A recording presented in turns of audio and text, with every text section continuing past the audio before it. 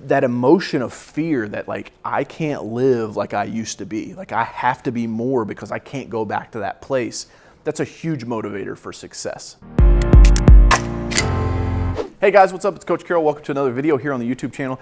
Today I'm really excited because I'm going to be sharing with you a little bit of my learnings out of Napoleon Hill's work. I've read several of his books and some of his manuscripts and just overall his content. And so what I've done is I've kind of summed up what Napoleon Hill calls the 9 basic motives of success. And these motives may sound a little weird, but I'll dive into them, try to unpack them the best that I can.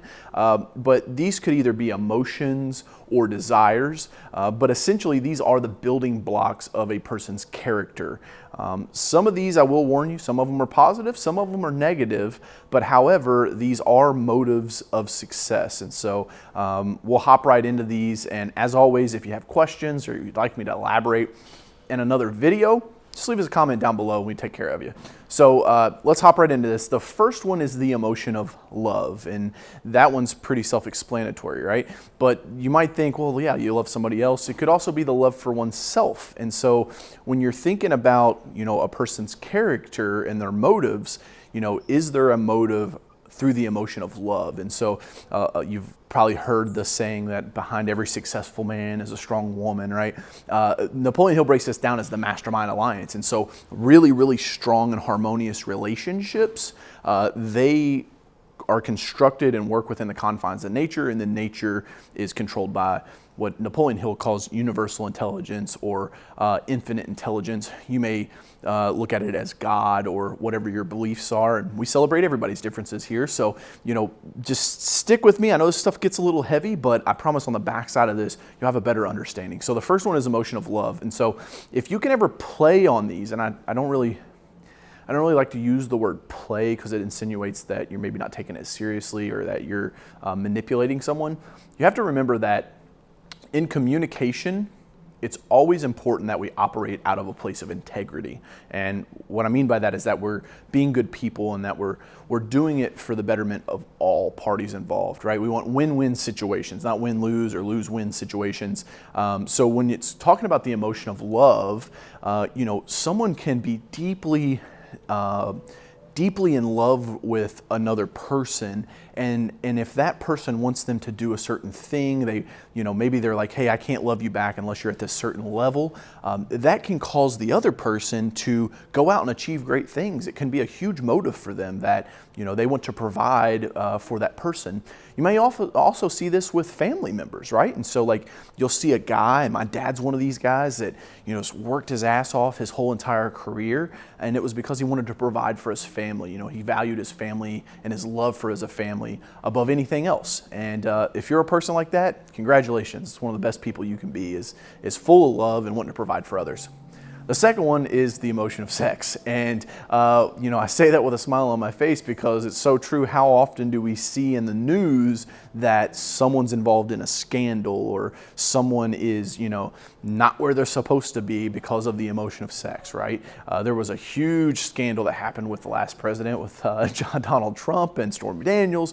And, the challenge with that is like, we have to control these emotions because they're exactly that. They're emotions. And so if we're not in our logical mind and we're not moving and operating from a place of integrity, sometimes we can not control these emotions.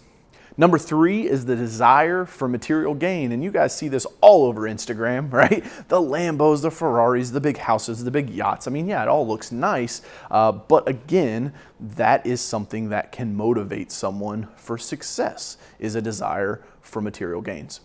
Number 4 is the desire for self-preservation, taking care of oneself. Self-love, as you see on Instagram, right? And, with this one, Napoleon Hill talked about in his book that it's not necessarily a negative thing, self-preservation. You just have to be careful that you don't overindulge. William Marston, which was the creator of kind of the 4 personality styles and what all personality assessments come from, he said that an overextension of one's strength becomes a weakness, and that's very true. All right, the next one is the desire for freedom of body and mind. And this, unfortunately, could be one of those negative ones. A lot of times this is where you see alcohol abuse or substance abuse. Someone doesn't like their body or their mind, and so their only way to eliminate that is to, go out and abuse alcohols and drugs. However, if they have a desire to be freedom from body and mind, they also can take it in a positive, because this is where that Zen-like mentality comes from.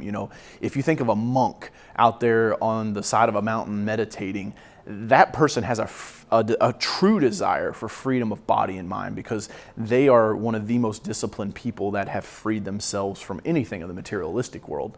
But that one's a pretty cool one. The next one is desire for expression and self-recognition. So a motivator of success could be that you want to have the expression and self-recognition that comes along with being successful, the clout, as our generation calls it. But that clout is what could drive you to want to be successful, and it could be your motivator.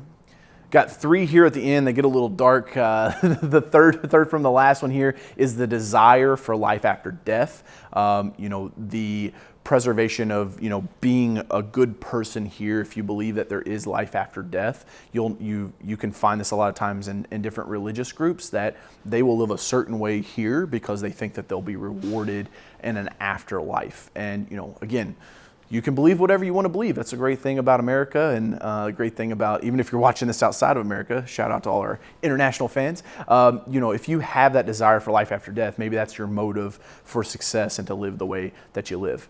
This one I don't like too much, but it's the desire for revenge. And like it or not, it's true, and a lot of people are motivated by this. If you don't believe me, just call Tori, my girlfriend. She's got a whole list of podcasts that she's listened to, true crime, where people have went to jail or prison because of their desire for revenge. It's like, I'm going to get back at that MFer if it's the last thing I do.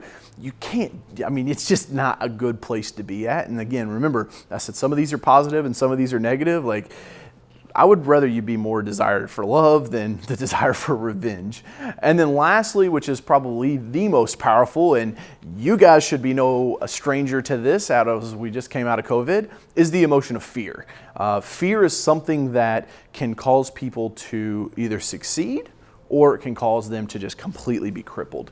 If your fear of poverty, or fear of running out of money, or fear of not having something, if that's your motivator, a lot of times that's why you see entrepreneurs, business people, successful individuals that are like first generation, self-made, got it out the mud, as Kevin Gates said.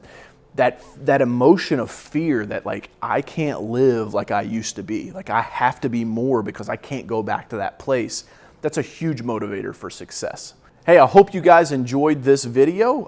Again, these are the 9 basic motives of success, as I've kind of found from studying Napoleon Hill over the years. I got a couple more videos coming out. Andy can kind of link those up.